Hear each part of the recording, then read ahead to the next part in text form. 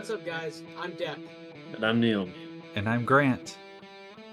and welcome to the D&G Network, the place to be to get caught up on all weekly sports news.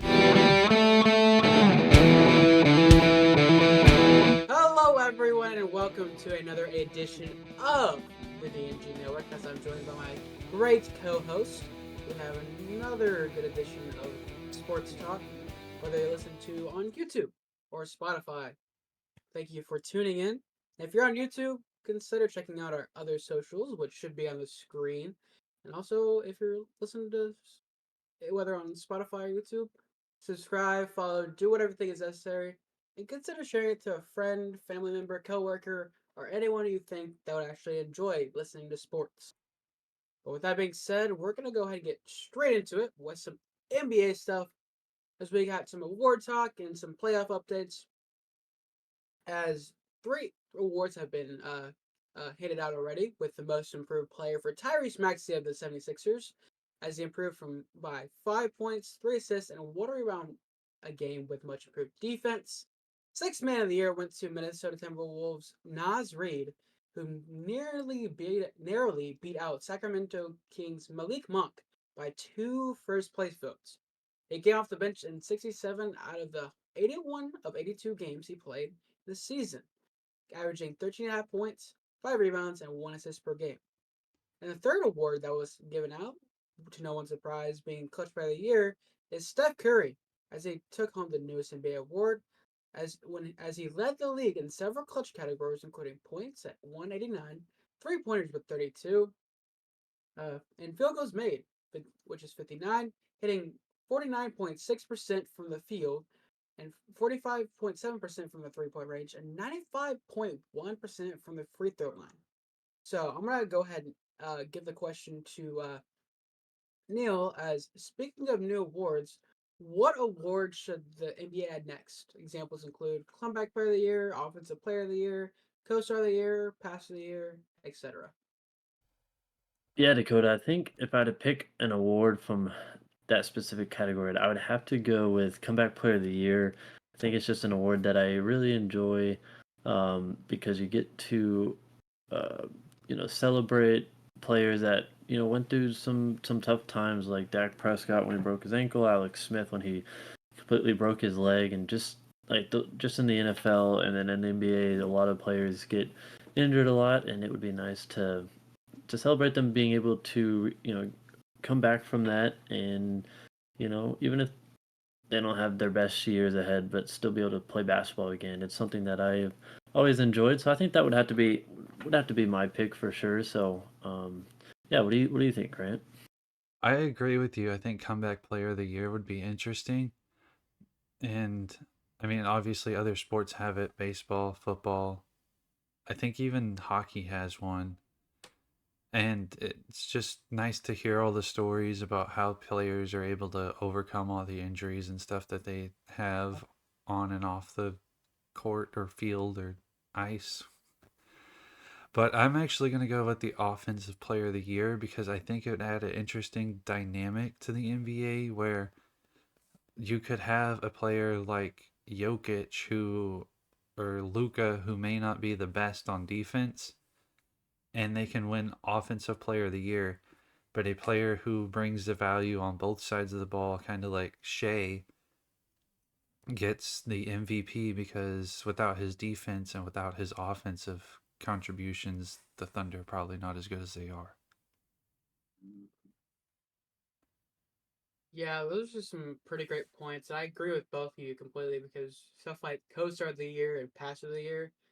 The If we're gonna go Pass of the Year, it would probably be Luca, and it'd probably have an increase in passing and trying to do flashy things like Jason Williams back in the early 2000s, but it'd probably create more turnovers than it should. But But it'd I make the think game I funner to might have to. watch. It would, and it would probably give people a reason to try to actually pass the ball, maybe. But I'm gonna have to go with Grant on this one. I want to go comeback player of the year. I get it, all sports do it, but I feel like if we do offensive player of the year, it would give more, I guess, quote unquote, motivation for the players to actually try better on offense. I get it. There are a lot of players that really try on defense, or they're good on offense but not good on defense, like Luka sometimes, Kyrie Irving kind of thing. So I just think that will maybe give them some more motivation to try harder, put more effort in, and simply create a more like I guess fast pace or a much more I guess like a better environment or uh, a better time to watch players on offense or whatever you want to say. So yeah, yeah. All right, ladies and gentlemen, I apologize for the little technical difficulties that you probably didn't fully pay attention to, but we're gonna keep going through the NBA segment with playoff update, as we have only two 3-0 leads, which are both in the West, as the Thunder and Pelicans. The Thunder and Pelicans, the Oklahoma City Thunder up 3-0, and Clippers and Mavs. The Mavs won Game 3 at home, making the series now. Well, actually, they won Game 2 at on the road. My bad. Yeah, Game 2 in LA, lost Game 3 at home. Okay. And then for the Timberwolves and Suns, Timberwolves are also up 3-0. Could clinch a sweep here in the first round. Nuggets and Lakers. Nuggets were up 3-0, then lost Game 4 in LA. Celtics and Heat. Oh, this has been a weird set of circumstances for a series, as it was 1-0, tied at 1, and now Celtics finally got a 2-1 lead. So I took it as a 3-0 lead, but at this point, but Himmy Butler's coming for him. oh yeah, it's gonna by the time he comes back, it's probably gonna be NBA Finals, probably. But anyways, the only tied series after Game 4 is the Cavaliers versus Magic, which are tied to a piece.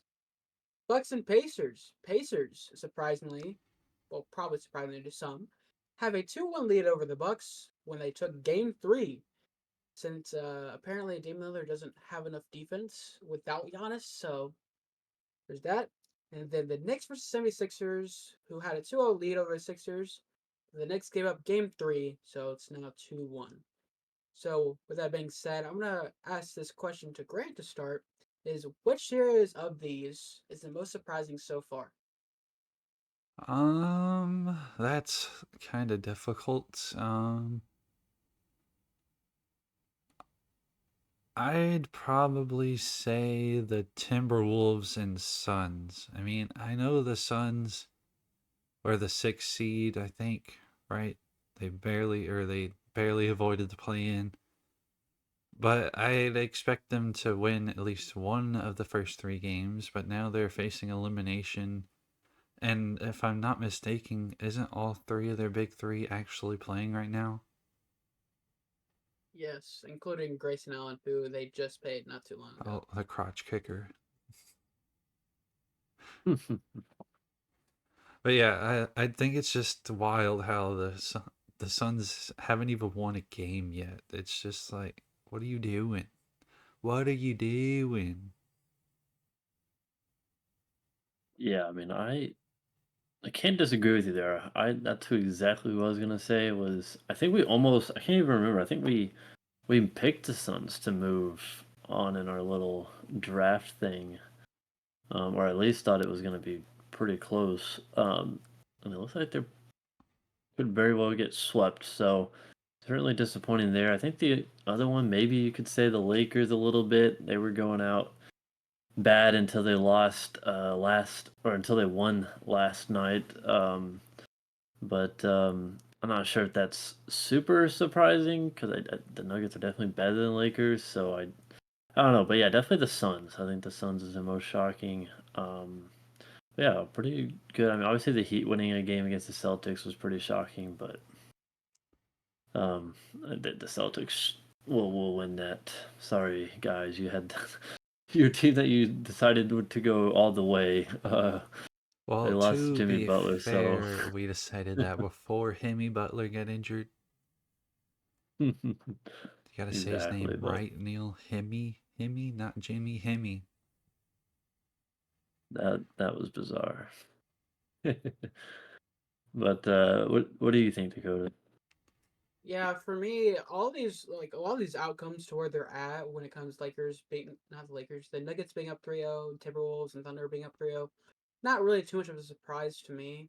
Cavaliers, Magic, they're both pretty solid teams. Knicks, Sixers, pretty close, to no surprise.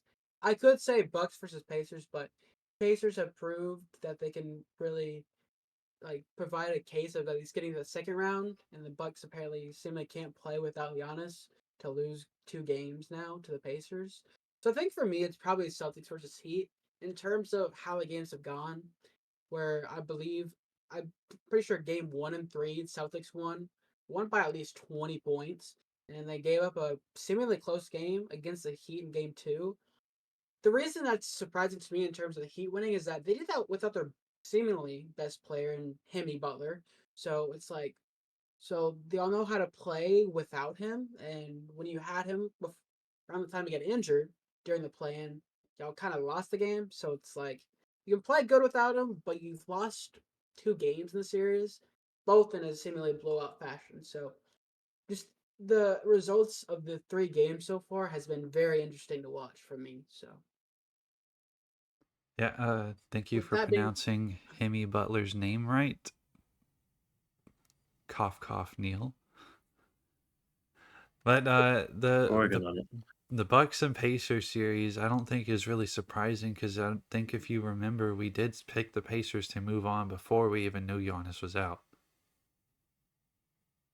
True. So there's Yeah, that. Dame's out too. So Yeah, yeah. So the Bucks are just gonna roll over and die. probably in 5, maybe 6.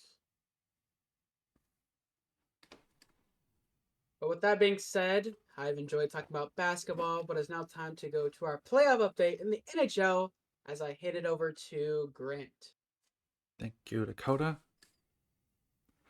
And yes, the NHL segment is really brief here, as the only thing really going on is the playoffs. And I'll get you started right here with the rundown of the series so far.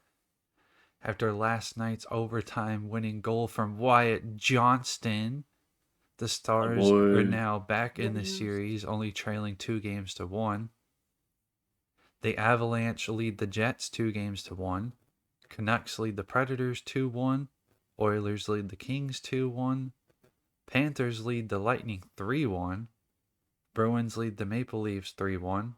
Rangers are over the Capitals 3-0 right now, and the Hurricanes Hurricanes are up 3-1 in that series.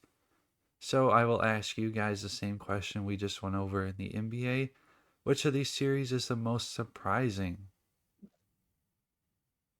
Yeah, I'll start. Yeah, I was really thinking about this, and they're all pretty like what I expected to a degree. We know that the Golden Knights give the Stars a run for their money every time they play, so that's not really shocking there. Um, Mine would probably be either the Panthers and Lightning or the Bruins and Maple Leafs. It's a little bit hard for me to choose. Hmm. I probably lean more toward Bruins and Maple Leafs. I know I think we all had Boston going, but I really thought Maple Leafs. I thought this would be a at least 6 or 7 game series, which is certainly still has that opportunity, obviously, but thought that it might be sitting 2-2 here. I thought these teams were a little bit more evenly matched. But the Bruins are playing well, and they just won 2 on the road, which I did not see. I thought Maple Leafs took a split, and they were going to split at home, and so that one was a bit shocking for me. But honestly, they're all pretty. I mean, Rangers Capitals 3-0. That is what I exactly figured. Hurricanes 3-up 3-1. That's what I figured. So really pretty close, evenly what I would expect series. But what do you think, Dakota? Yeah, you made some solid points, and I can't really go wrong or disagree with what you have to say because a lot of these, like you said, these are in terms of the leads and how these the results of these series are going. It's about what we expected, so there's nothing jumping out at me. But the only thing that really catches my eye is that the Islanders beat the Carolina Hurricanes in a game, which I thought was interesting because Panthers were up 3-0, Hurricanes were up 3-0. Now the Bruins, we could say they were up 3-0, but they were only up 2-1. So the Lightning and the Islanders to take a game is very interesting. But it's definitely the fact that the Islanders even beat the Hurricanes, because when you're down 3-0, no one's going to pick you to win game 4. Like when it comes to the Lakers, a lot of people probably expected the Nuggets to just sweep them 4-0, call it quits, series done. So I think it's just that just catches my eye the most. Besides anything else, kind of wish the Stars were up 2-1. I can't say 3-0 because I wouldn't expect that. But when I watched the series or heard about it, like the team, uh, when I saw that they were gonna play the Golden Knights, I thought, oh, maybe it's gonna be a different year. But lost every game in the regular season, and they ended up losing to them in the Western Conference Finals last season. So I was like thinking, oh, maybe new season, different teams, but it feels like the same result. So it's like not too much of a surprise, but more of like what I expected. So it's just that Islanders win for me. Grant? Yeah, I think it comes down to the two series that Neil mentioned. I mean, I'll just run through my thoughts on all of them real quick, just because we have the time. Stars, Golden Knights. I mean, we all expected the Stars to play the way they always do against the Golden Knights, so it's not surprising. I mean, we had a tough time choosing between that series last week. Avalanche over the Jets, not surprising considering the Rick bonus system doesn't work in the playoffs. The Canucks Predators, not surprising there that the Canucks are winning. Oilers Kings, not surprising there. Rangers Capitals, the Rangers are going to sweep that series. I don't even know whether they're going to bother playing the fourth game. Hurricanes Islanders, I mean, I don't think the Islanders are going to put up much of a fight. The Hurricanes are going to finish that one off in game 5. So it comes down to the Bruins, Maple Leafs, and Panthers Lightning. And honestly, I don't think the Panthers Lightning is as surprising as it seems. The Lightning haven't been the same powerhouse that they used to be a few years ago. So mine is going to be like Neil said, the Bruins Maple Leafs. And I think the most surprising factor has just been how bad Toronto has been. Their players are yelling at each other on the bench, telling it. Or I don't know if y'all saw the clip of uh, William Nylander telling Mitch Marner to suck it up and play and stop complaining. But yeah, when you have players, your star players yelling at each other like that on the bench, and I'm pretty sure Austin Matthews kind of got banged up in one of the last couple of games, so that doesn't help the Leafs. So yeah, I mean, we all picked the Bruins to win. I just didn't think it was going to be this handedly. Y'all agree there? I do agree. Yep. Yeah, but like I said, that was all we had for the NHL today, as we have a jam-packed NFL section coming to you courtesy of Mr. Neil. Thank you, Grant. And yeah, lots to talk about the NFL, obviously because the 2024 NFL draft just got concluded. But before we start going over the draft, first and foremost, we got more uniforms that are out. And guys, just some quick thoughts on them when for our viewers that are listening. We were talking about the Denver Broncos uniforms and the Houston Texans uniforms. So thoughts, guys? The Broncos uniforms are garbage. Just utter garbage. Throw them in the dumpster. Don't let them out of the truck that they're bringing them in. But the Texans, that red, full red alternate with the red helmet, honestly, probably top 3 jersey in the league, and they haven't even worn it on the field yet. Yeah, I have to agree with Grant on this one in terms of like what he said, but I'm gonna make it brief when it comes to the Broncos. I saw and heard and I completely agree with that. The new Broncos uniforms looks like the University of Tech or UTSA, University of Texas San Antonio's football theme uniforms, and it's almost identical and it's hilarious. So to look like a college football team that's not known for really winning but being decent is pretty sad. So they suck. Team sucks. Uniform sucks. So let's hope Bo Nix can survive in a Bronco uniform with Zach Wilson in the locker room. Can I just Anyways, say this about NFL uniforms? We've seen 4 different teams go new uniforms. Why are NFL uniforms so basic? that's a good question. I'd be asking the wrong people, sir. You can Like, certainly write a letter to Roger Goodell. it's just so boring. Like, Yeah. each uniform's got like all one color and then maybe a couple stripes. It's like, are y'all not allowed to put anything but stripes on a freaking uniform? Like, what are we doing? Come on, get more creative. I do love the Tampa Bay Buccaneers creamsicle uniforms. I don't know Oh, why. those are pretty cool. Like, well, at least you got those. But yeah, most teams are pretty basic. You're not wrong there. But yeah, I think I already made my point. But I think the only thing that I really like from the Texans uniforms is definitely the red helmet and how well it complements the like color rush per se with all red.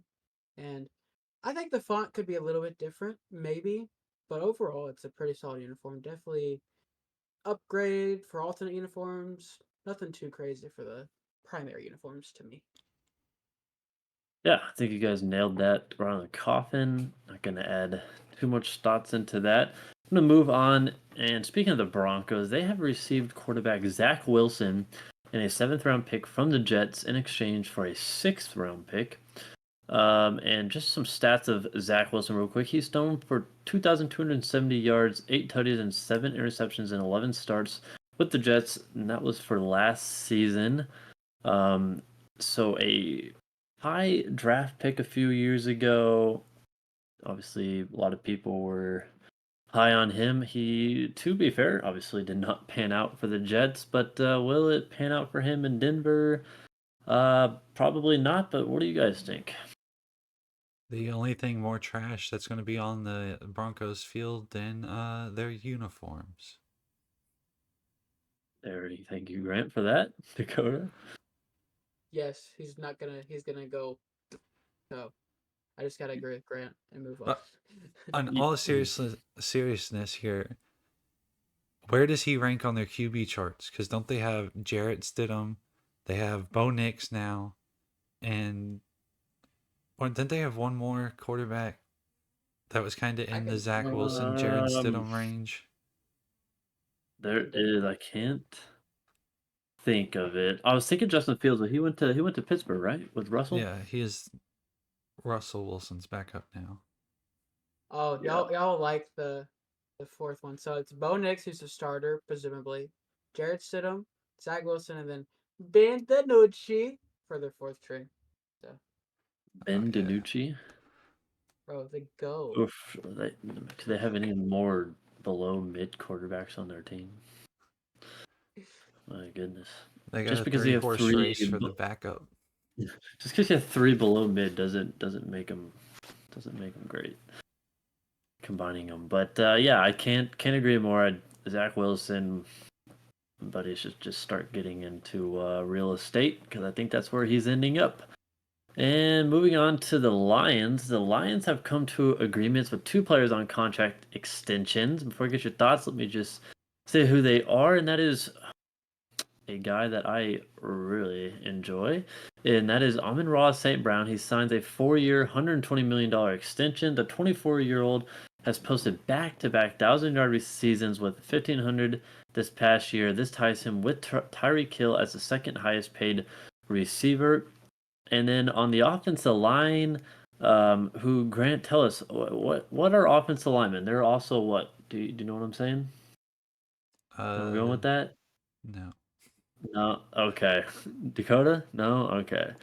It was Jim Harbaugh made a statement this which I think we may get into that offensive linemen are weapons too. Okay, guys. So as we will soon get the Chargers ended up getting a offensive lineman in their draft, but Penei Sewell for the Lions, he signed a 4-year, $112 million extension. The 23-year-old becomes the highest paid O lineman in NFL at 28 mil per year. He started every game for the Lions this past season. And so, guys, let me know what you guys think on these extensions and dishing out some money. And what does it mean? And I'll throw a side question in there. Amon-Ra getting 120 million. What does that mean for Justin Jefferson? Because yeah, Amon-Ra is getting that much. My goodness, what Justin Jefferson's about to get. So let me know. Well, I think the better question is when we get to the next talking point of who else re-signed is going to be what is Justin Jefferson going to get after that contract. But yeah, I think I like both of these moves. Obviously, they are two very young players who are really, really, really good for the Lions. And the Lions are looking to stay on top of that division for a long time. And I mean, I can see it happening with the future. I mean, they may need a quarterback in the near future, but that's for another talking point is how long is Jared Goff going to be a viable starter? But that's for sometime in the future. But yeah, these two moves are really, really good, as I said, for the Lions. Yeah, he already summed it up very, very well, very easily. It's just straightforward to the point. Great moves for the Lions, but the only downside is what's the future going to hold when it comes to quarterback situation in terms of when or if Jared Goff retires in the near future, and if he has a bad season, or if he even gets paid at all. Because I know they're having some struggles to find the sweet spot for signing him to a big contract. So, either way, Jared Goff or no Jared Goff, the Lions are looking good in terms of their offense with a weapon on the line and on the side with a wide receiver in St. Brown and Penei Sewell. Yeah, I agree. I mean, just you got really talented young guys, lock them up if you got the money for it. So honestly, makes sense all the way around there for the Lions and the Eagles. Well, they did the same exact thing. They stayed busy this offseason as they re-signed wide receiver AJ Brown to a 3-year, 96 million contract extension. And if you guys remember last week, we talked about how Devontae Smith just signed a 3-year extension. So Brown will join him, and Brown has posted back-to-back 1,400-yard plus seasons. This deal makes Brown the highest paid receiver in the NFL at 32 mil per year. That's crazy. That's a lot of money, and yeah, exactly as Grant said, Justin Jefferson is about to make big time moolah because of that. So, yeah, that's a lot of money to give AJ Brown. But hey, what do I know? Maybe he will be the best receiver in the NFL, but hopefully not for you Cowboys fans, right? Yeah. You running backless Cowboy fans. Anyways, we may get to that First too. pivot. What is going on in Cincinnati, guys? Hey, So hold Joe on. Mixon Before we leaves. move on, don't you dare disrespect Rico Dowdle like that. Mm, He is Yeah. Grant, him. Grant I does not can't like even Jackson say it with Holiday, a but my straight goodness, he face. likes Rico Dowdle. Deuce Vaughn is carrying us to the promised land. Yeah. He's gonna start running Um. between guys' legs because he's that short. It's gonna be like a Yeah, I say you cartoon. you just won't be able to see him. That's his strength. You can't see him over the But offensive lines. You don't know which way he's gonna run. oh boy. Okay, the Grant is just tangent over with. thank you. Yes. We will get to the Cowboys here shortly, but thank you, Grant, for that. But let's move on to the Cincinnati Bengals, and like I said, what is going on, guys? So, a couple things. Joe Mixon leaves for Houston. They lost their running back.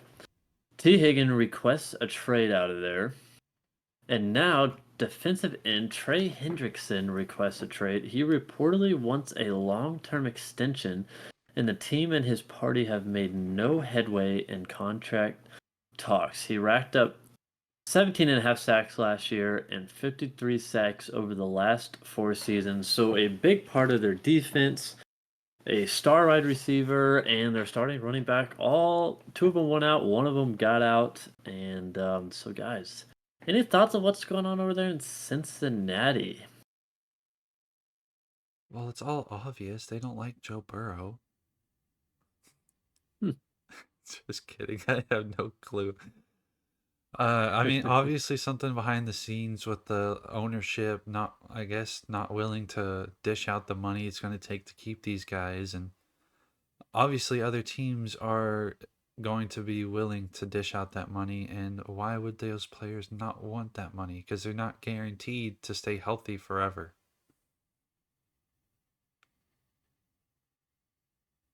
Yeah, exactly. I agree. Dakota, any quick thoughts? No, not really. Just hit it right the nail on the head right there. But it's gonna be interesting to see how this plays out for the remainder of the offseason and what the offense and simply the entire Cincinnati Bengals as a team will look going into week 1 of the regular season. So it's definitely not a good look because I'm thinking like some of these players are probably, I guess you can say, like key roles in terms of how their offense and defense runs. And the last time I checked, I can't really name anyone off their defense, and probably name just Jamar Chase and Joe Burrow. That's it. Oh, and Zach Moss, can't forget that guy. But yeah, it's just they don't really have a lot of players going on. Oh, and Hunter Henry, can't forget that too. Yeah. So, um, are you talking about the new tight end for the Bengals there? Yes, I think it sir. was I think it was Mike Gesicki, Oh but wait, yeah, it was Mike Gesicki. My yeah. bad. Nope, you're good. So I was like, oh no, the Patriots lost Hunter Henry. I just remember that the second you mentioned, like, oh wait, it was Mike Gesicki because I remember seeing a Yeah, tweet and it was Gesicki. Yeah, yeah. it's like, oh no, the So, Patriots lost their only person that's able to catch a pass. bro, how you gonna disrespect Kendrick Bourne? Now you're gonna start triggering me, Grant. Kendrick No Bourne. disrespect to Kendrick Bourne, bro. But yeah, the Patriots are. I can't wait for them to pick top 3 again next year. Anyways, Yeah, pick a new quarterback speaking because you got of, Mac Jones Jr. oh, the Grant is just coming at me today. Anyways, speaking of Mac Jones Jr. Let's move on to the NFL draft. And so, guys, biggest winners and losers of the draft. I would like to know, but I'm gonna just quickly. I'm just gonna talk about just in case our viewers are living under a rock and they're just like I don't watch sports. Tell me, Neil, give some of the bigger names that got picked this past draft, or Grant, you want me to go through all 32, or do you want me to just pick some names? What do you think? Just go through some of the top guys. All right, yeah. So obviously, no surprise, Caleb Williams went number 1 to Chicago. Honestly, not much of a surprise. Jaden Daniels went number 2 to the Commanders. Drake May went to the Patriots number 3. Marvin Harrison Jr. Again, no shock there to the Cardinals 4. Probably maybe the first shock is that the Chargers did not go offensive wide receiver. They went with Joe Alt, the top tackle offensive lineman in the draft from Notre Dame. Malik Neighbors went to the Giants at number 6. Certainly one we'll probably be talking about is Michael Penix Jr. gets drafted to the Atlanta Falcons at 8. And then the Bears continue to add to their receiver room with Rome Donzi. Oh Oh, man, I know how to pronounce it. Rame Dunze. Yes. Dunze. Thank you, sir. Yeah, that one I was not familiar with. The Vikings trade up and get their quarterback with JJ McCarthy. Bo Nix goes to the Broncos at number 12. The Raiders say, we drafted a tight end last year. We failed, so we're going to do it again. And they drafted Brock Bowers at 13. Dallas Turner dropped all the way to 17 to the Vikings. And I mean, no offense to you, you Cowboy fans don't like this, but to me, the top cornerback in the draft fell all the way to 22. Quinion Mitchell and went to the Eagles, which I thought was a steal. Jacksonville gets their quote unquote maybe number 1 and Brian Thomas Jr. And let's see, Xavier Worthy, another speedster to the Chiefs. I mean, they got a lot of speed on that team now. The Cowboys get an offensive lineman and Tyler Guyton. And a kind of a shocker one, Ricky Pearsall went to the Niners at number 31, so they get another receiver for Brock Purdy. So there's some names there. Certainly some defensive players went late, but man, it was an offensive draft to start. Lots of quarterbacks taken at the beginning. So guys, who was the winner? Who was your loser and why? Let's start with you, Grant. Well, I'm just gonna start right out the gate and say I don't watch much college football, so I don't know a lot about many of these guys. Never even heard half of them's name. So I just know Caleb Williams is overrated. So there's that. You're welcome. And Drake May is going to be Mac Jones Jr. You're welcome, Neil. Thank you. But I think the obvious loser of at least the first round is the Falcons. What are you doing? I think we can all single-handedly agree on that. You signed Kirk Cousins to a $100 million deal this offseason. Then you draft a 23-year-old quarterback to be the backup? What are you doing? They were like, oh, we had Desmond Ridder. Let's get 3 quarterbacks that are better than him now. Like, what are you doing? There's no other questions than what are you doing? Like, obviously, you don't know if Kirk Cousins is going to be Kirk Cousins because he's coming off of a major injury. It's not like he broke a finger or something and missed the last so many games of last season. He tore his Achilles. So that is the only saving grace of this pick. But even then, like, why didn't you take a quarterback in the later rounds? Take a flyer on a Spencer Rattler or someone like that, instead of using your first round pick on a backup quarterback.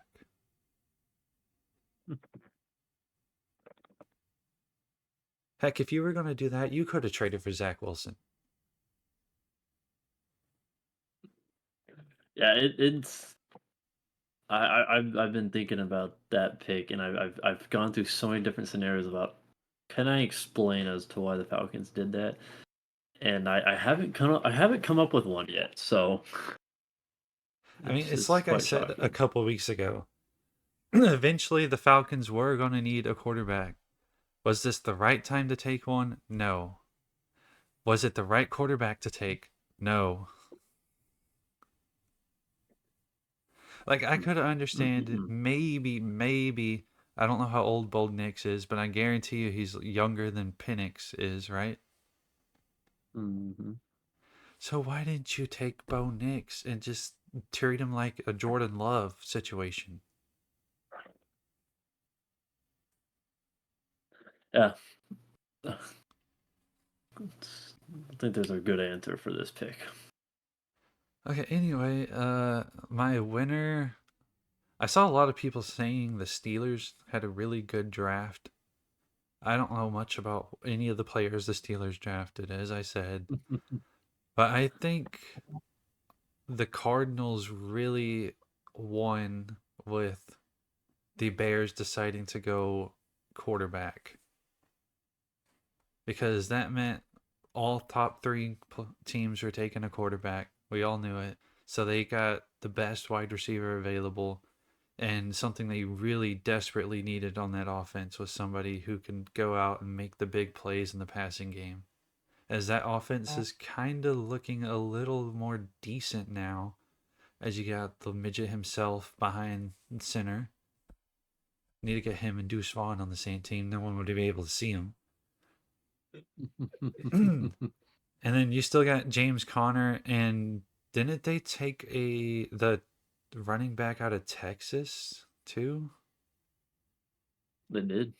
You are correct. So I mean, you got a good running back and a good wide receiver that can grow together in the future. And Kyler Murray, he isn't he like 27 now? 26, 27. So Hmm. he's not old by any means, but he's got enough experience that he can lead these young guys. And I just think, in my opinion, the Cardinals had a good draft. Yeah, solid points. Dakota, what are you thinking?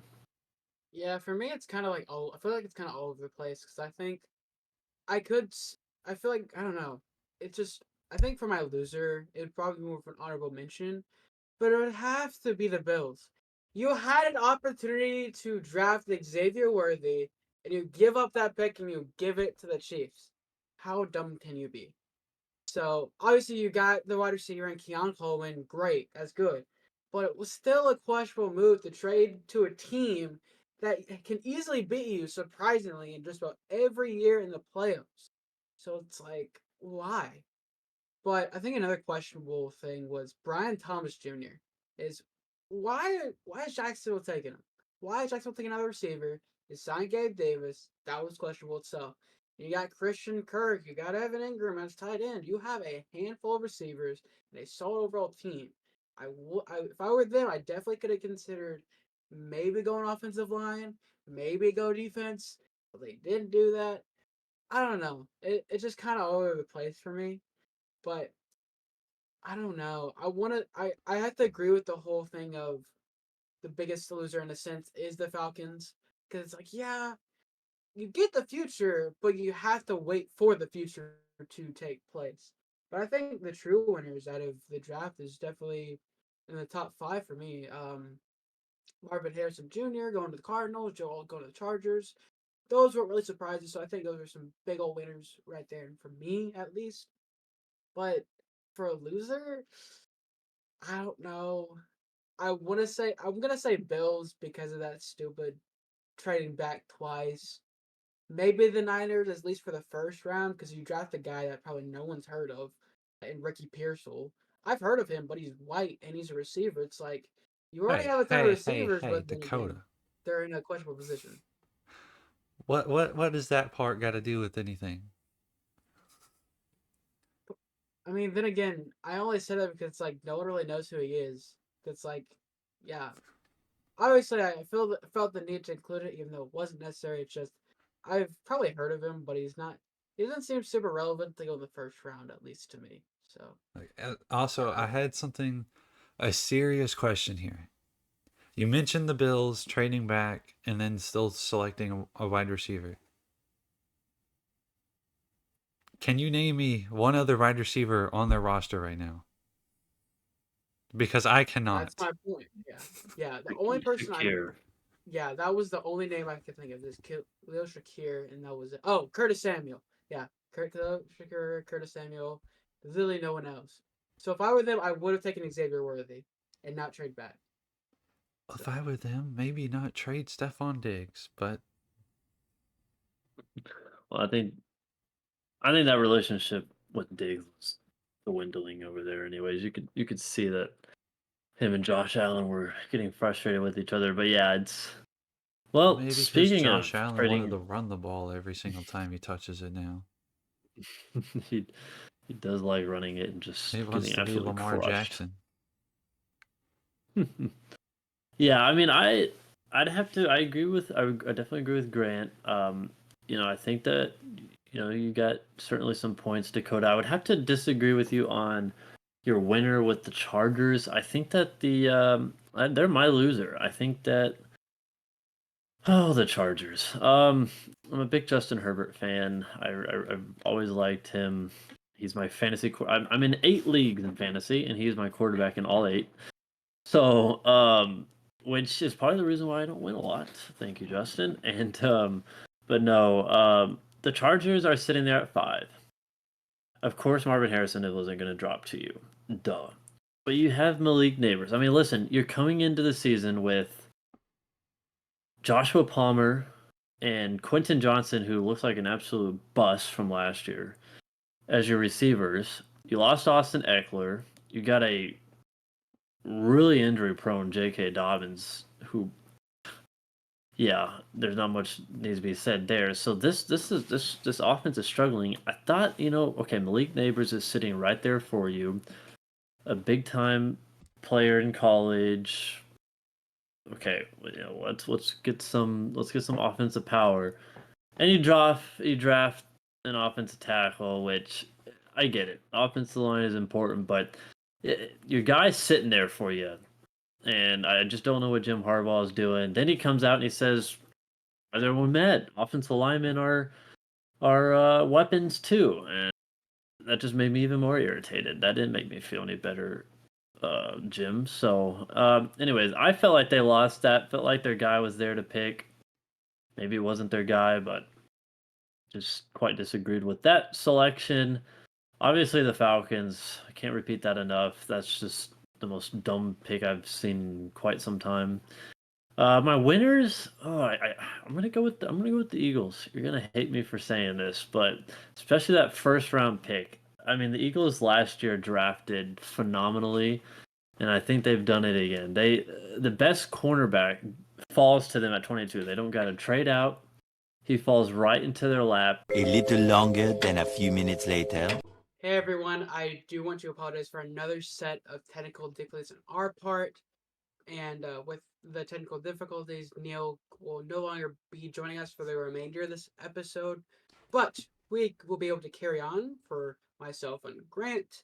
So with that being said, I'm going to hand it over to Grant for the MLB segment. Yeah, and shout out to Neil. We miss you already, even though you just left. But yeah, the MLB section. So we start off with yet another big name pitcher who has gone on the injured list, as last year's NL Cy Young winner Blake Snell has been placed on the 15-day IL with a left abductor strain. So, Dakota, Blake Snell has a 11.57 ERA and 11 and 2/3 innings over 3 games this season. How worrying is this for the Giants? And could this be accredited to Blake Snell missing spring training, or is this just an injury incident that we've seen in the widespread of the MLB? As a fun fact for you, 8 of the 20 pitchers who received Cy Young votes last year are now on the injured list. Oh, definitely didn't know that. Feel like I need to know that. But yeah, I think this could go both ways. It's very interesting that you have a very scary ERA in double digits with a 15-day, a long timetable, long time on IO with the left abductor strain for Blake Snell. Now, it can definitely be, I say, oh, I can agree to the question. Should have rephrased that correctly the first time.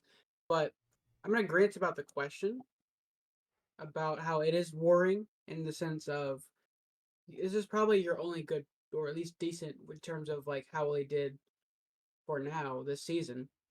It's You don't really have any well known, or probably not even a decent bullpen or pitching rotation, and then you're kind of on to like a middle of the pack type of record right now.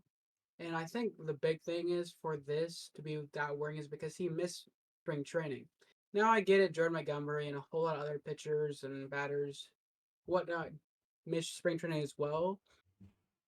But to only join the Giants like probably about a week or so before the regular season is not great to see. But it's definitely worrying if you have who was supposed to be like your ace or starting pitcher giving up basically about a run per inning per se.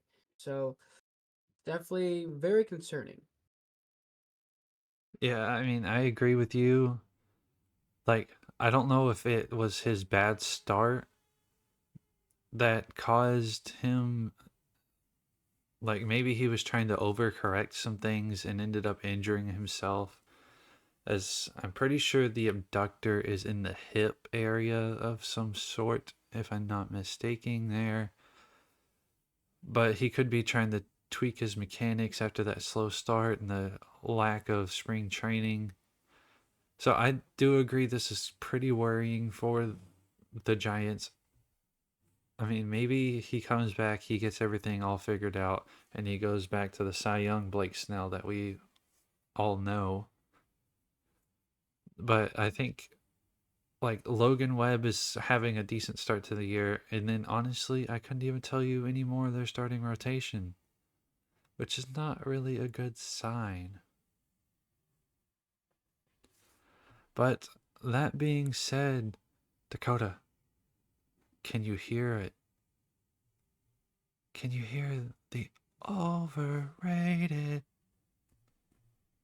Yeah, I think I can. I just Overrated. gotta turn my ear levels up. Probably can though. Probably. Overrated. You must know who we're talking about next. Good old Jackson Holiday Absolutely. has been optioned to AAA Norfolk. As we talked about this last week of how long would they let him struggle? Well, the struggle is no longer, at least for now. As Holiday ended up going 2 for 34 with only 2 singles and 2 walks in his time in the MLB. In that 10-game span, he had a 0.59 batting average, a 1.70 on base plus slugging, and only 1 RBIs and struck out 18 times. A rough go of Atrocious. things for the young Jackson Holiday, or as we formerly Very know much so. him on this show as Kevin Biggio 2.0.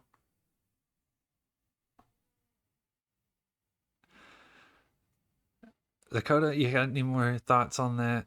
Or have we said all we really need to say about Jackson Holiday? I think we've said all we need to say, because if you just look at the stats alone, it speaks for itself why he went back to AAA. So Yeah, you agree he's overrated, right?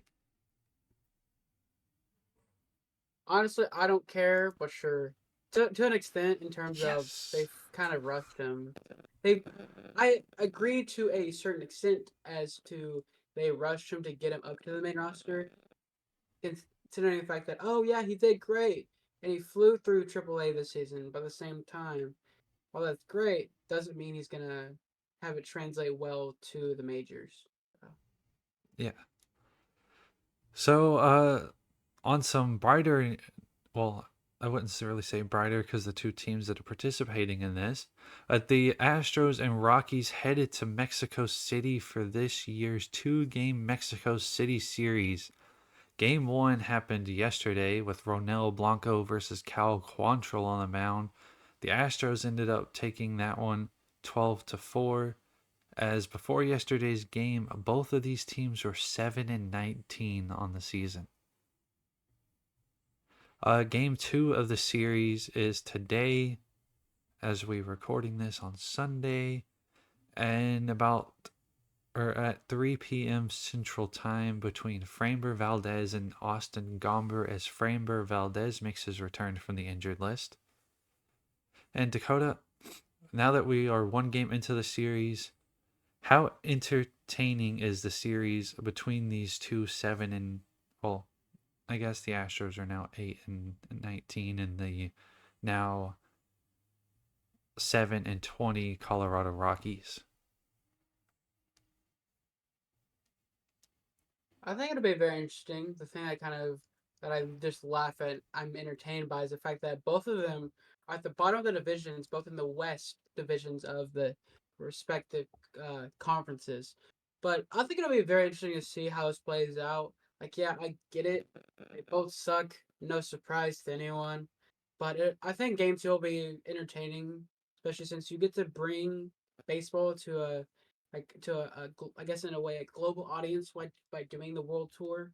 So you get to bring it to Mexico City, and like you give that open you open the opportunity to the fans of both teams, or just of baseball in general, to be able to see a game in their hometown, in their like home city, hometown, whatever you want to call it, even if it's not their team, or even if they do both suck. And it'll be interesting because Framber Valdez is making his return, so it'll kind of maybe like show what the Astros and the fans should expect in terms of how he's going to play after his injury. Yeah, and I kind of agree with you. it is interesting to see that both of these teams, the expectations were different for both of these teams, but they're both in the same spot right now. And this series is kind of just I guess we could call it a mid-off here in Mexico City. But I do agree that the whole event in general of going to like Mexico City, I know a few years ago before COVID, they had London series games. They've done uh, games in Korea at the beginning of this regular season. They've, I'm pretty sure, done games in Japan. They're trying to spread the game more, which is something all of us can appreciate because the more the game spreads, the better the talent level. Just look at the NBA. If you didn't start trying to spread that game, you probably would have never seen players like Dirk, Jokic, Luka, Giannis ever come over here. So, that all being said, another MLB announcement came out yesterday or the day before on Friday. The MLB has announced the return of Players Weekend for the first time since 2019. This will take place over the weekend of August 16th through the 18th. And Dakota, do you remember that Players Weekend in 2019? Not to the best of my not to the best of my ability, but what I do remember is that they had different, or I guess like unique or special type of uniforms, and they had nicknames on the back of their jerseys instead of their typical last names. Yeah. I think it was all the home teams wore all white uniforms with all white lettering on the front and white letters and the numbers on the back. And all the away teams had the same thing, but with black. And they got to wear custom cleats, use custom bats. They got to wear their nicknames on the back of their jerseys, like you said. And a lot of them were funny because, like Corey Seager, not Corey, Kyle Seager for the Mariners wore his, and it said Corey's brother on the back. It was a lot of funny things like that. Well, the league has announced it's coming back.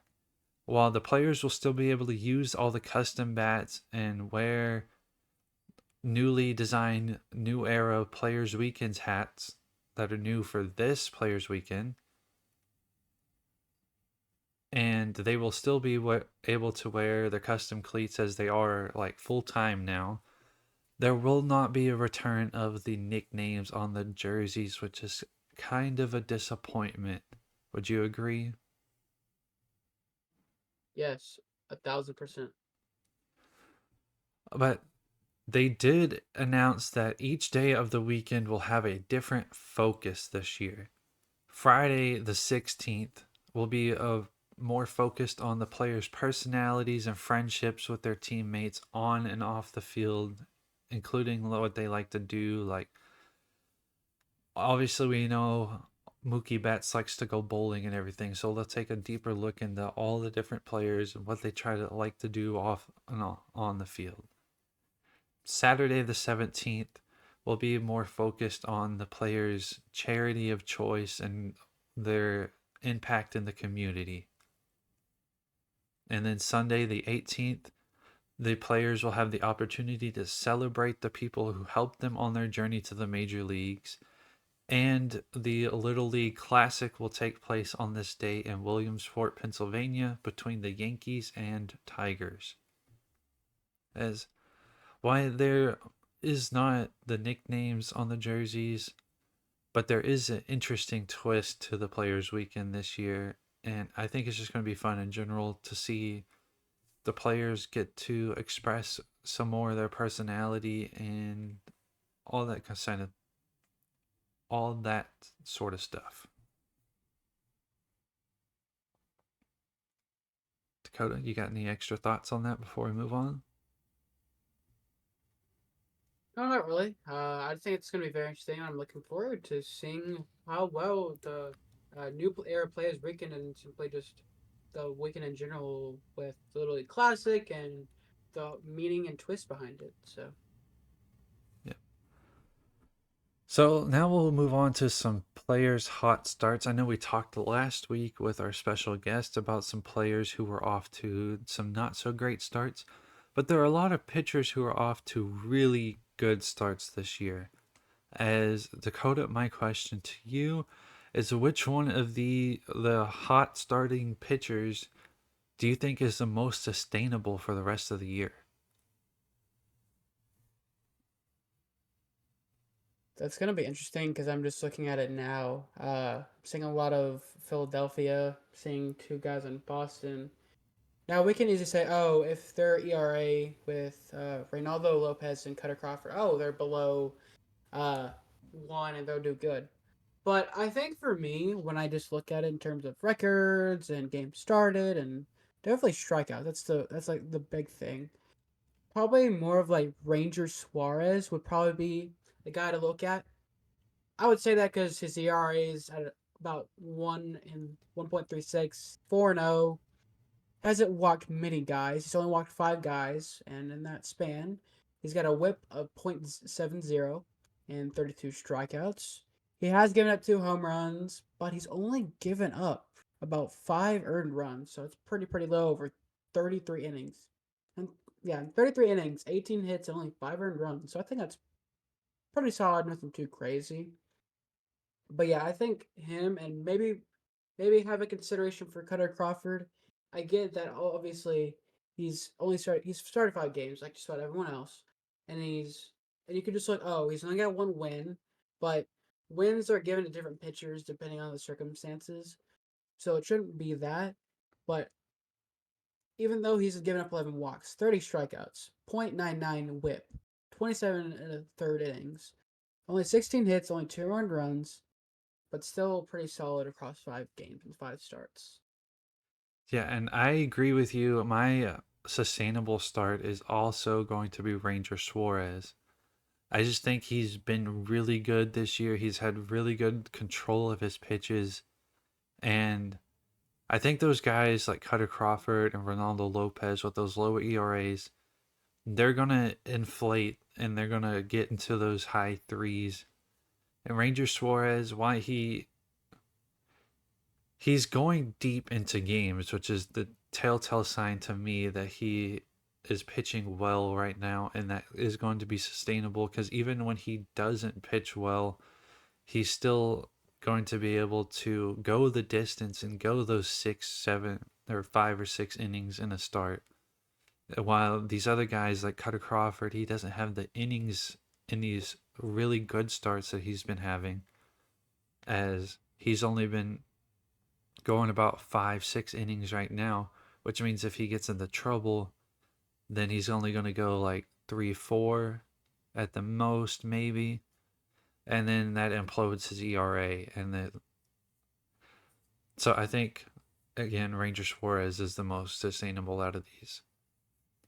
So let's look at the other end. Which one of these do you think will be the first to implode and blow up his season stats? Now, with that point being said, you did make a great point, and you kind of brought up some guys to mention: Cutter Crawford, Lopez. Eventually, once we get to the first quarter, like first half, All-Star break, that ERA is going to go up. There's no way you can hold off ERA below 1 up to All-Star break. Now, it might still be up to like just a little over 2. Very rare chance for it to be below 2, but between 2 and 3, it's going to inflate. I feel like I could say Tyler Anderson in this case. Yeah, I think I'd have to pick maybe Tyler Anderson or Cutter Crawford for first to implode. Tyler Anderson, 2 of 3, ERA of 1.78. And in the 5 games he's played and started, 30 and a third innings, giving up 19 hits, 6 earned runs, 4 home runs, uh, 13 walks, and only 21 strikeouts with the highest whip of them all at 1.05. So my pick would have to be Tyler Anderson with an honorable mention for Cutter Crawford. Yeah, and my pick is going to be someone that hasn't been mentioned yet. It's Jordan Hicks on the Giants. As I guess we just mentioned earlier, the Giants starting pitching. And Jordan Hicks has been a starter for them. Just forgot his name earlier.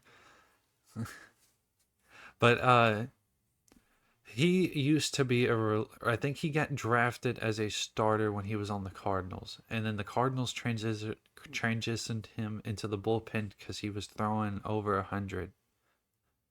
Well, he comes to the majors, deals with arm injuries, leaves. I think he was on Toronto last year, and he comes into the offseason and he signs with the Giants, and the Giants make him a starter again.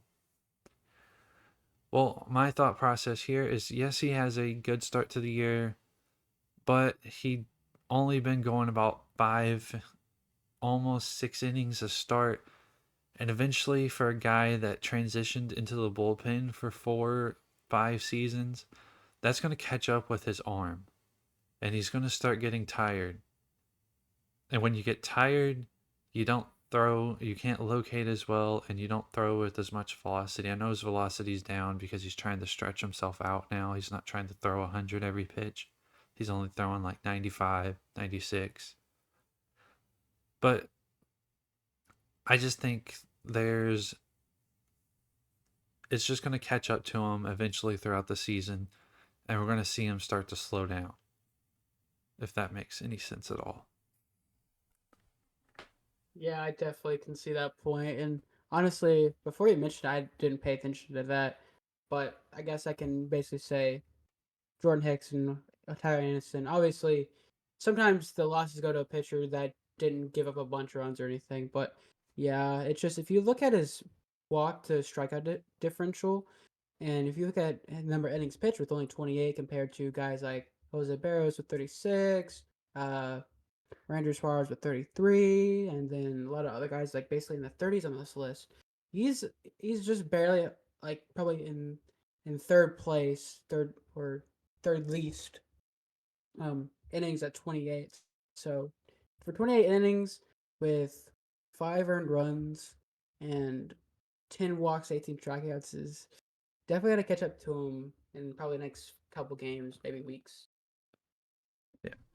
And we'll speak of some more bad starts, and we just talked about this team in the Mexico series, but I just want to give you a quick stat here.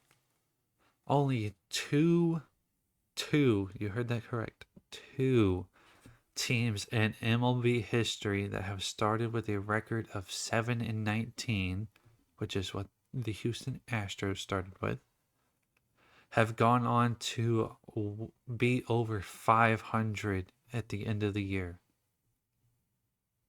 So, Dakota, how worrying is that for Astros fans?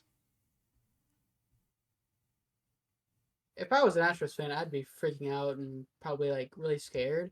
Because yeah, it's great. You'd be the third team to do it. You'd be in the history books. But for there only to be 2 teams before you to do that, that's which makes it very rare. Is not gonna go in their favor to get into the playoffs, get above 500, and do something with it. Like I get it. Oh, we can blame injuries. Yeah, you can blame injuries, but you got Justin Verlander back. But the problem is your bullpen doesn't know how to pitch. It's just their bullpen has had a rough start to the season. Your pitching's okay. I'm not saying it's bad because obviously, for it to be bad, they probably would have lost a couple more games. But the pitching's been pretty alright. But the record just shows why it can't be carried because poor pitching doesn't help with poor batting. Because if you're having both from both sides on offense and defense, then you're not going to win many games. Because last time I checked, their batting sucks. They don't have any players from their starting lineup injured, and last time I checked, at least, they're all doing solid. They're all okay. They're all healthy, but they're just super inconsistent. So the poor batting's the main problem, and then all of a sudden, their bullpen does not know how to play baseball. Apparently, for them to suck this bad. So yes, I would be very worried. Yeah, I think you hit on all the points of why like the team has been doing so bad. I think the more worrying issue is here that only 2 teams in history have gone on to finish 500. And so far in the MLB and the AL this year, 500 is not going to get you a playoff spot, even with the expanded playoffs. because you have four, like right now, the Yankees and Orioles are atop of the AL East. That's not even accounting for the Blue Jays, who are still good. The Rays, who have been bad to start the year, but are still 500. That's 4 teams there. You only have 6 playoff spots. So if those 4 teams, that's 1 division winner, 3 wild cards. That means you have an AL West winner, you have an AL Central winner. And not to mention in the AL Central, you have the Guardians doing really good this year. The Royals are off to a very hot start. And then in the NL West, you have the Mariners, who are starting to turn the corner and get hot. The Rangers are going to be there, obviously. So you have, what is that, 7, 8 teams already that are in the playoff race right now that, who knows, maybe the Royals fall off a bit as they're kind of exceeding expectations right now. And I mean, the Blue Jays and the Rays, they're like right at 500. And they aren't even playing good right now. They're not playing good baseball, but they're still 500. I think they've dug themselves too big of a hole that they're not going to be able to climb back out of. And even if they do, they are not going to make the playoffs this year. Yeah, I'm looking at the standings right now, and the division leaders include the Orioles, Guardians, and Mariners. And if you look at the league, the American League, I believe 1, 2, 3, 4. Yeah, the Rangers are at 8. They're exactly at 500. The teams above them are the Red Sox, Tigers, Mariners, Royals, Yankees, Orioles, and Guardians. And when you look at the wild card spots, out of uh, the Rangers are probably about 5th, is what it's showing. You got Yankees, Royals, and Tigers, Red Sox in front of them. So if the Rangers really want to make the playoffs and not miss out, especially being the defending world champions, they have to make a run, and they have to be able to go on a bit of a hot streak, at least 3 or 4 games at a time. Because if you can do that, like 3 to 5 games at a time, for win streaks, then I think it's very much possible to kind of avoid that, maybe on the verge of missing the playoffs just barely. So they So yeah, definitely need to get above 500. you're talking about the Rangers at 500 right now, barely going to be able to make the playoffs. Let alone mentioning the 11 games under 500 Houston Astros right now. Yeah, I just saw the standings and I felt like I should just talk about standings. That's my bad, everyone. I mean, you're good. You backed up my argument pretty well there. So, I mean, it's just worrying for an Astros fan, and like I said, I think they're done. So it's to me, it's going to be more interesting to see how long till they do something about it. How long till they DFA Jose Abreu, or do something about that atrocious bullpen, because they just paid Josh Hader a lot of money to stink it up at the back end of that bullpen. And That is for sure. that's enough Astros talk for right now. As we'll move on to our beloved DFW sports, and take it away, Mr. Dakota. Thank you, kind sir. As today we're going in the order of Rangers, Stars, Mavericks, and Cowboys. Yes, Cowboys are going last, which is typical for a DNG Network episode. But anyways, Rangers, who we have already mentioned, went 3-3 this past week, winning the final game in Atlanta, the first game at home versus Reds, while dropping 2-3 to the Mariners in the game yesterday to the Reds. At the time of recording this, I believe they are up 4-0, but knock on wood, because I don't want to jinx that, because I probably will. Like we mentioned, they're at 500 at 14-14 on the year, and only sit 1.5 game, like 1.5 or a game and a half behind the Mariners for first place in the American League West. So, Grant, I'm gonna ask you this quick question: is it time to panic? I don't think so. I think the Rangers are getting reinforcements soon with Max Scherzer on the return. I mean, you just got Nathaniel Lowe back. Josh Young is going to be ready at the end of next month. And it's not like you're really missing Josh Young right now because Josh Smith has done a really, really good job of filling in for him. He is him. I love Josh Smith. And like you still have some players off to a slow start. Like Evan Carter's picking it up as of late, but he had that really slow start where he didn't get a hit for like 6 or 7 games. You have Corey Seager, who's not the Corey Seager from last year right now, as we'll get into in a minute. And it's just like some of the pitching staff has not had their best stuff to start off the season. As our boy Dane Dunning, who I think is pitching today, is Yes, starting pitching. he hasn't looked like that Dane Dunning who stepped up and filled in for Jacob deGrom last season. He's looked like not the old Dane Dunning, but the in-between version of Dane Dunning. So I think Yeah, it's just it's not time to panic. They just have to like let players get right and let players get healthy. Yeah, that's a great point. And to add to that, I think the only time it's to panic is if we have all of our starters and have probably the best version of the team that we can get with all, like just about everyone back and healthy and in a good position to be a championship contender.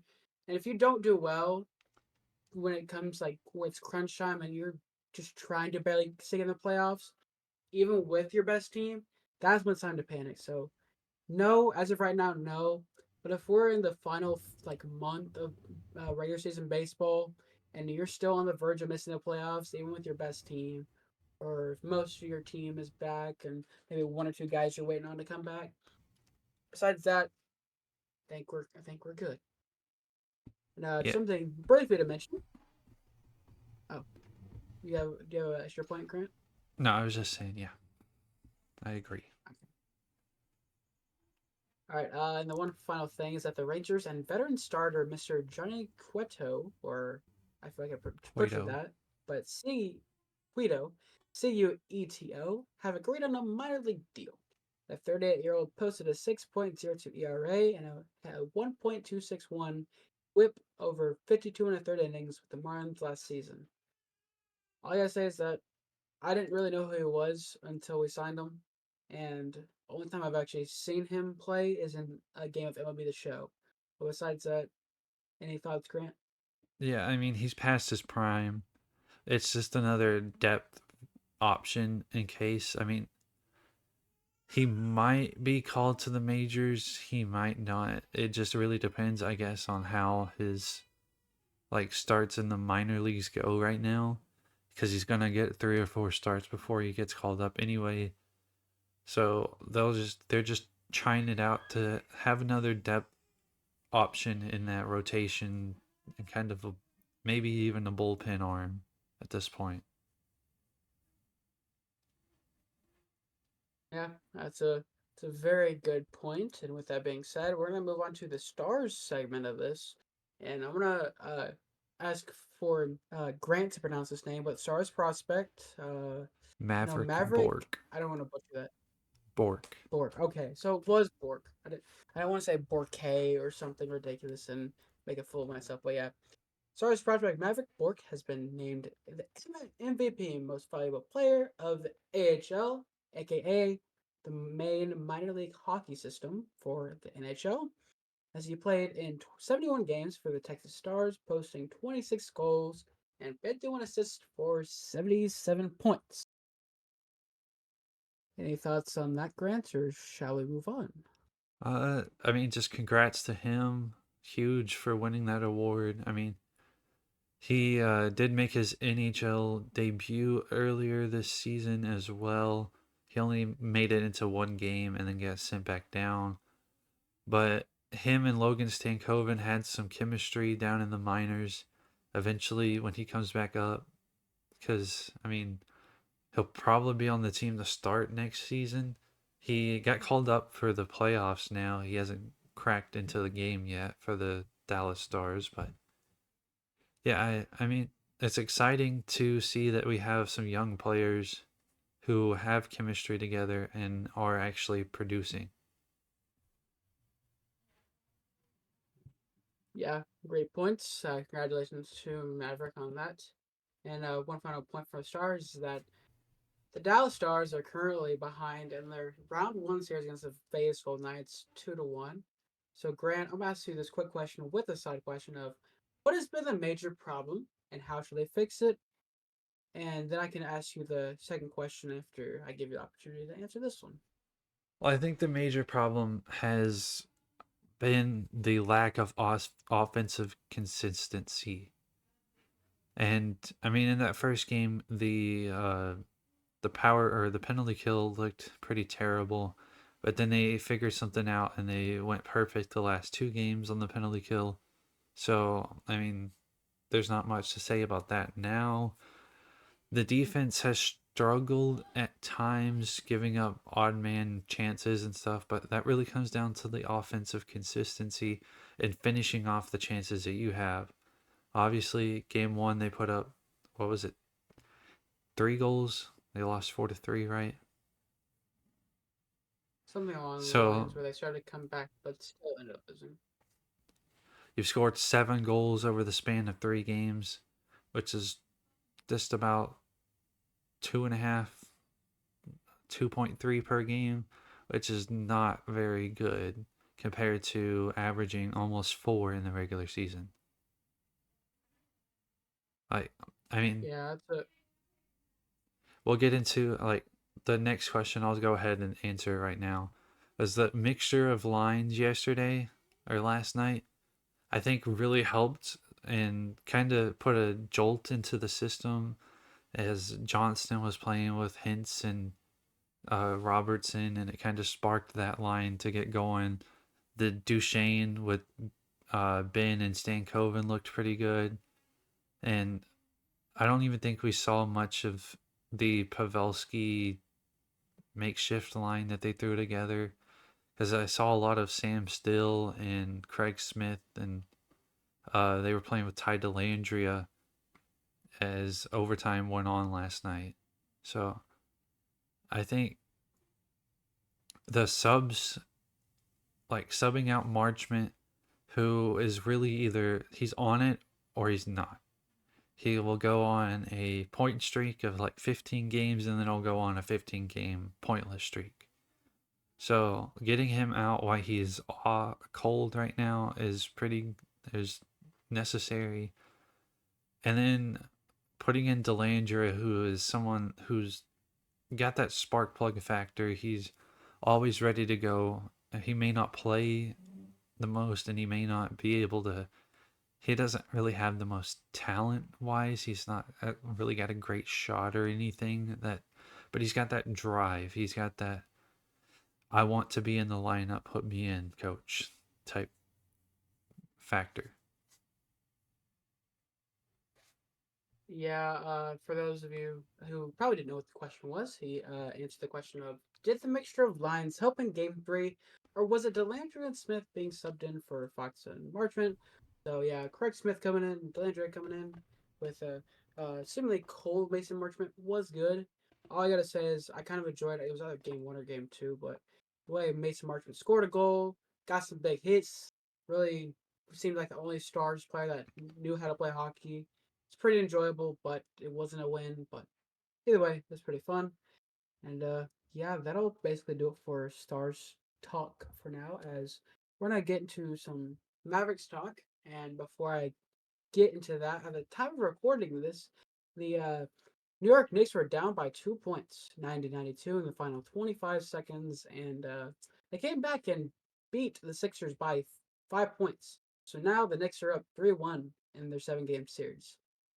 And also, at the time of this, the Mavericks are playing Game 4 as of their 7-game series. That's the seventh series against the Clippers, with a two-game series lead, 2-1 over them, over LA.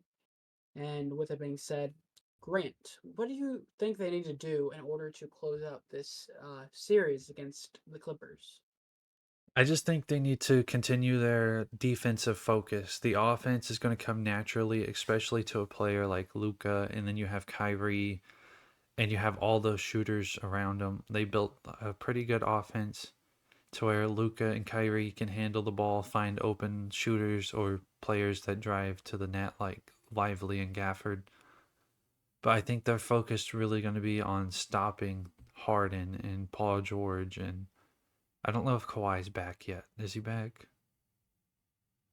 Uh, Prior to recording this, or around the time of this recording, I double checked, and Kawhi is out for Game 4, so that might be an advantage for Dallas. Yeah, so they just need to focus on like stopping the stopping the offense of the Clippers, putting a hamper on like Harden and forcing him into the more passing role, because when he's hitting that step back three is when he's the most dangerous. When he's playmaking for others, especially on this team with like not the greatest shooters around him like he's used to playing with, it's gonna kind of hamper him. And I know in game one when they lost, it was really Zubac, the center for the Clippers, that did the most damage. And since then, they've kind of locked him down. And he's had some all right games, but he hasn't had that huge output that he had in game one that really caused problems for the Mavericks. Yeah, the thing I noticed is that since just Game 3, it became a very, very hectic game in terms of the whole, like, Russell Westbrook and PJ Washington, just simply the whole PJ Washington situation, getting a technical with Terrence Mann, PJ, Luca, Russell Westbrook. It was such an all over the place game. I gotta say, PJ Washington is absolute menace when he did that meme mug, and then Russell Westbrook getting ejected, no surprise. But it's definitely been an interesting and very fun series to watch. So let's see if the Mavericks can hold on and avoid a tied series at 2 apiece. The next team we're gonna talk about is the Dallas Cowboys. And the only thing to talk about as of right now is the NFL draft just happened this past weekend at the time of recording. So it just happened. The days 1 through 3 already happened, and they began the draft by trading their 25th overall pick in the first round and a 2025 seventh round pick to the Lions in exchange for I believe a third round pick. So they didn't have a fourth round pick, so it helps them there. And ended up getting the 29th pick. Oh, wait. Yeah, for the 29th pick. So yeah, 29th, 73. And for the Dallas Cowboys pick, they ended up getting offensive tackle Tyler Guyton out of Oklahoma. He was the 7th ranked offensive tackle in the draft and 33rd overall prospect. And then their next pick in the second round feels very questionable. I think Grant can attest to this. As in the next round, with the 24th pick in the second round, they picked up defensive edge rusher Marshall Kneeland out of Western Michigan, ranked 6th at his position, 39th overall. And I believe the third round's pick 73, they selected offensive guard Cooper Beebe from Kansas State, ranked 2nd at his position, 7th overall. Another pick in the third round, linebacker Maurice Liufau. I probably butchered that completely, but I would say Liufau from Notre Dame, ranked 10th at his position, and 133rd overall. Then they took a cornerback, receiver, offensive tackle, and defensive tackle with their last 4 picks. So, Grant, what are your thoughts, and how does not drafting a running back affect the team for the upcoming season? I mean, I kind of joked about it earlier. Yeah, I think the biggest miss in the draft was the Cowboys not taking a running back. Even if it was just like they could have taken the guy from Florida State. Forgot his name. Like they didn't need a I did top too. end running back. They just needed somebody else because Deuce Vaughn had opportunities last year. He didn't show anything with it. So you're gonna trust him again to be in a bigger role? That doesn't make sense. Rico Dowdle, he was all right in his backup role last year, but now you have him as the starter. That doesn't make sense. Like, nobody's looking at the Cowboys and saying their offense scares them right now. Because, like, what do you have? You have Dak at quarterback. You have CeeDee Lamb and Brandon Cooks in your passing game. And then you have Rico Dowdle at the running back. And Jake Ferguson at tight end. Like, to me, that is not a championship level offensive, like, skill positions. Now, I get they had other needs that they needed to fill, like they lost Biotic at center, so they needed to fill that. They lost Tyrone Smith at a tackle position, so they needed to fill that. They needed a linebacker, they filled it. They kind of needed a cornerback, so they filled that. But it's like, it feels like they didn't focus on they filled about 3 of the 5 needs that they had. So I think we're in for a long season as Cowboys fans. Yeah, I can 100% agree with everything you said. The one thing that really caught my eye was the questionable pick in the second round. I'm thinking, uh, y'all really need a defensive end? I get it. He was 39th overall, ranked 6th as position. But the thing is, there was no need. At least I don't think there was for a defensive end. Because you got Micah who moved to an edge rusher on one side. Then you got Demarcus Lawrence on the other side. So it's like, I get it, maybe planning for the future, but it just didn't seem right. But yeah, they definitely should have considered drafting a running back instead of a receiver. But I don't know. It's gonna be a long season for the Dallas Cowboys, and wouldn't be surprised to go 8-1. Kind of hoping they do, so we can potentially get rid of Dak potentially, or sign him to an extension and fire McCarthy. But I don't know. We'll figure something out. And we're going to move on to one of our final segments. It is the good, bad, and injured segment. Unfortunately, this is Neil's and simply his favorite segment to do. But I'll do a quick rundown as his, I guess, replacement. Probably won't do it as good as him, but we'll have to do for now. For the good, Marcus Simeon has a .621 batting average, 5 home runs, and 20 RBIs this season. Adolis Garcia has a .290 batting average, 7 home runs, tied for 4th in the MLB, and 23 RBIs, tied for 3rd in the MLB. The Dallas Mavericks defense is allowing only 97.3 points per game over the 3 playoff games they've already played. Their defense has been the 5th best in the playoffs so far, compared to the 11th worst in the regular season. So for our discussion of good, what are your thoughts, Grant? Yeah, I think Simeon and Garcia have been huge so far for the Rangers, especially with struggles from other players throughout that lineup, like Leody Taveras, Ezekiel Duran, Corey Seager. So they're really helping step up and carry some of that offensive load until some of these other guys can get going. But as I mentioned earlier, I think the Mavs defense is the key to winning them that series, and they're on a good pace. They just need to keep it up. Yeah, that's for sure. For the bad, we have 2 more Ranger players, and it's Ezekiel Duran with a 200 batting average, no home runs, an RBI, and an OPS of .502 in 17 games this season. And Corey Seager has swung at the first pitch of his at bats 50% of the time this season, and has a batting average of .227 on such pitches. So not a good look for Ezekiel Duran. He's pretty okay. I would say mid, but that's giving him too much, I guess, uh, love or trying to be optimistic about him. So, done pretty meh. Corey Seager, gotta do better, man. It's like World Series MVP.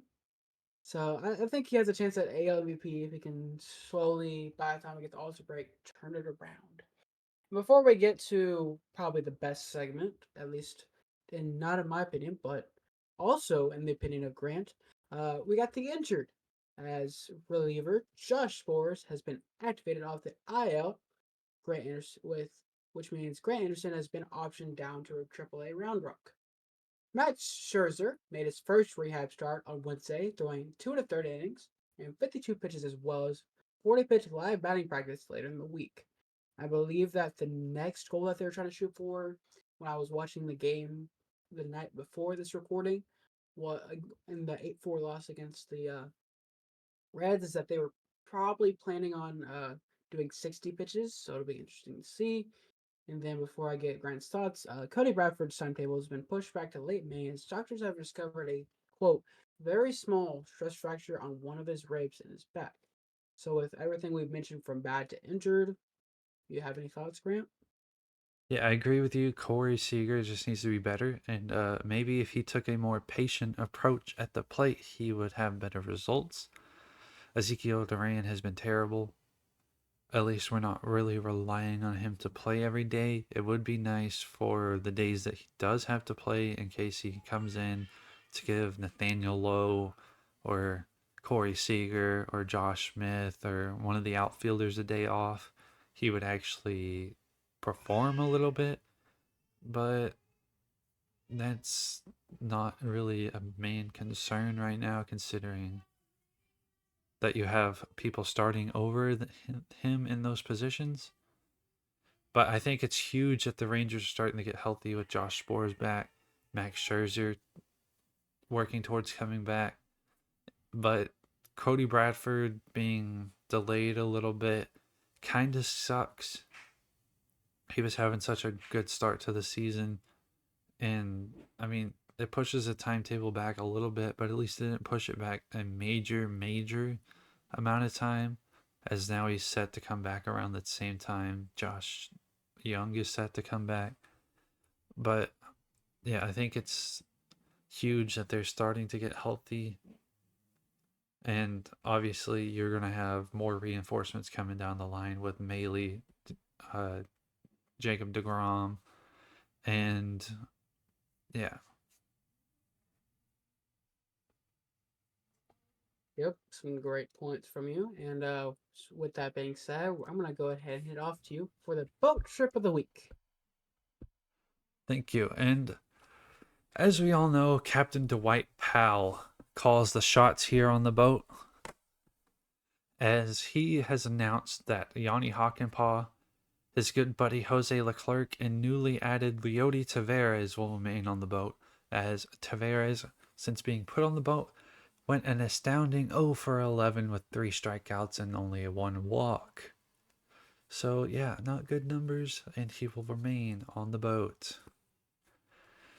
The newest addition to the boat will be one of Dwight Powell's teammates. Drum roll, please.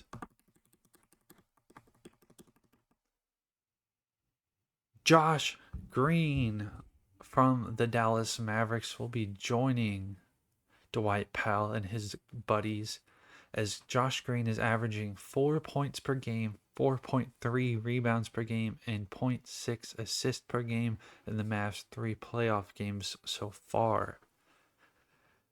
As, I mean, he has been contributing to that defensive side of the ball, but he's got to be better. He's got to be better. He's a negative factor on offense right now. He's only averaging 4 points a game, which means nobody's going to be guarding him out there, which clogs up the paint and makes it harder for Luka to drive the basket, Kyrie to drive the basket, Daniel Gafford to do his thing on the pick and roll, Derek Lively to do his thing on the pick and roll. When you have a guy standing at the 3-point line who's supposed to be a 3-point shooter that either isn't taking them or can't hit them right now.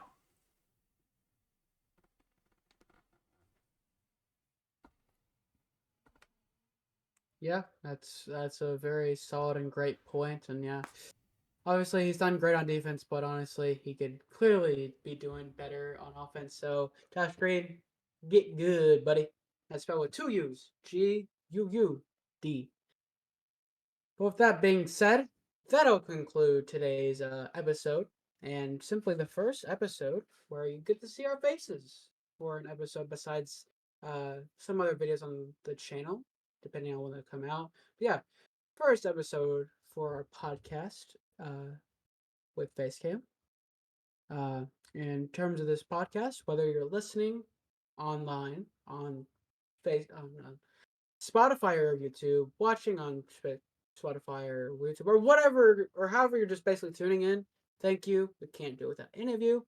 And if you're still watching at the end of this video, that'd be surprising. If you are, comment down, get good, kid, or some along those lines. That being said, if you went on to enjoy this, leave down any maybe suggestions or ideas you may have in the YouTube comment section.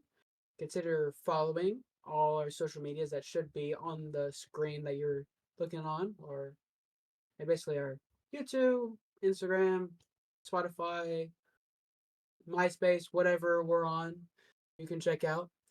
But yeah, thank you guys.